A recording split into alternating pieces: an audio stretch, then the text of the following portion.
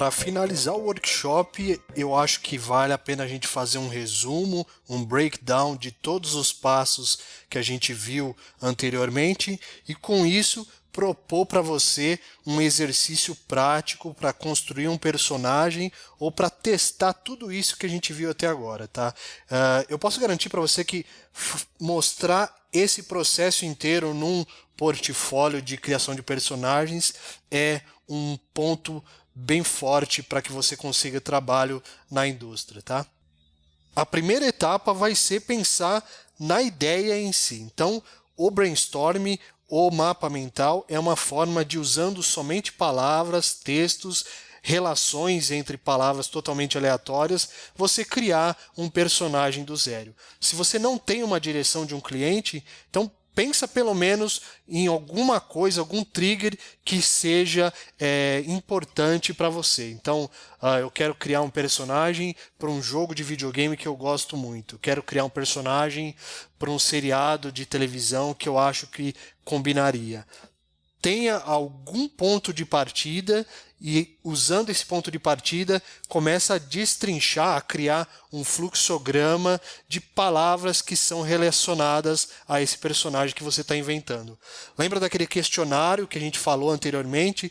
Pergunta na sua cabeça de onde o personagem veio, quais os objetivos, quais os medos, tá? Isso ajuda bastante para essa etapa. A segunda etapa seria buscar as referências baseadas em todas as palavras-chave que você encontrou na etapa anterior do mapa mental. A minha dica para essa etapa é: pensa em um tempo estimado para esse tipo de trabalho. Talvez 1 ou 2 horas. Pega as palavras que você tem, vai para o Google Images, vai para o Pinterest com bastante foco. Tenta ao máximo não se perder em vídeos aleatórios de YouTube, documentários muito extensos. Acho que a ideia não é você se aprofundar tanto no assunto que você está procurando. É legal você ter só uma visão geral do que já existe na mídia atual, no mercado, e para poder fazer a sua versão, tá? Desencana totalmente de criar algo original, porque isso não vai acontecer, já foi tudo criado.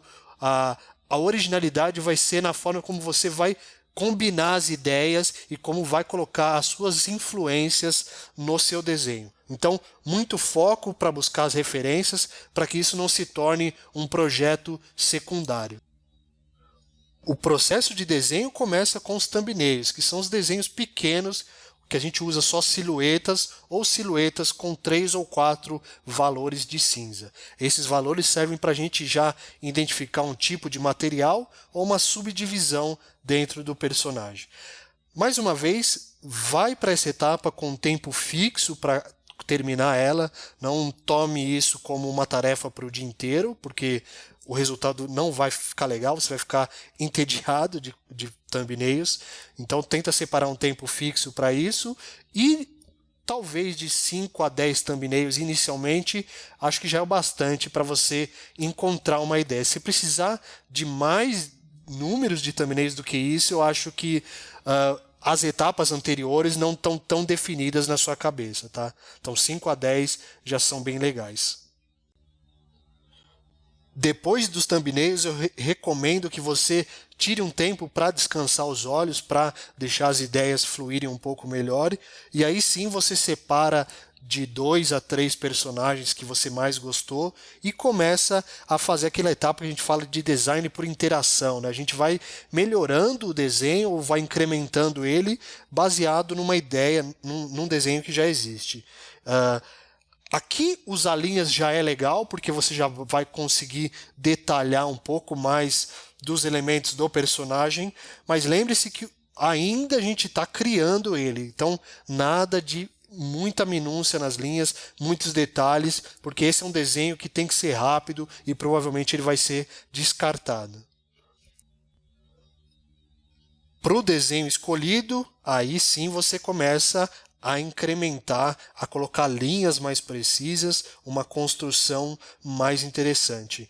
O primeiro passo é puxar a caricatura ou a ênfase em alguns elementos. Então, se o personagem está com as subdivisões muito perfeitinhas, internas, lembra daquela ideia da escadinha, né? A gente foge daquilo e tenta colocar divisões mais interessantes nele. Então, aqui a gente já começa a pensar no desenho em si. Quando tiver nessa etapa do desenho, lembrar de manter formas sólidas, né? Que tenham a sensação de tridimensionalidade, que pode ser rotacionada na sua cabeça. O estudo de anatomia, eu já disse, é essencial para quem quer criar personagens. Você tem que ter pelo menos uma base de como os ossos e os músculos funcionam no corpo humano e no corpo dos animais. Mas mais importante que a anatomia é você usar os shapes de forma interessante. Então, aquelas ideias de subdivisão, de flow da forma, linha de ação, de como deixar uma linha levando a outra, isso é mais importante que saber a inserção dos músculos ou a posição deles no corpo, tá? Se preocupa mais no flow do desenho, em como o desenho funciona no papel, né, de uma forma geral, do que detalhar cada músculo, cada inserção, porque isso acaba deixando o desenho um pouco duro e um pouco chato. Quando o desenho já estiver finalizado, aí sim você já pode pensar nas cores dele. Mais importante que as cores, que os tons em si, o vermelho, o azul, o amarelo, é você pensar na distribuição da escala tonal, então da escala de cinzas, tá? Então lembra que no exemplo a gente reservou os tons escuros somente para a parte da cabeça, os tons médios para a parte de baixo do personagem e os tons claros para a parte do meio. Esse tipo de separação, esse tipo de organização é muito mais importante do que as cores. As cores você vai ter que saber onde o personagem está inserido, em que tipo de cenário, se é de dia, se é de noite, qual o clima que você quer passar para o seu projeto, se quer uma coisa mais alegre, mais sombria, tá? Pensa primeiro no arranjo tonal. Criar opções, assim como nos thumbnails é interessante, e dar um tempo para a sua cabeça refrescar um pouco antes de decidir na opção final. Pensar nas poses do personagem é uma forma de começar a dar vida para ele. Nesse caso, era um jogo de ação, então eu precisei colocar poses de ação no Model Sheet, no futuro Model Sheet, para já vender a ideia de como o personagem vai agir nesse projeto. Então, pense em poses que provavelmente seu personagem faria, rascunha elas primeiro e vai melhorando o desenho usando as ideias, né, de construção, formas sólidas, etc. Não tenta colocar a pose direto no papel, porque ela não vai ficar tão legal, tão dinâmica, ok?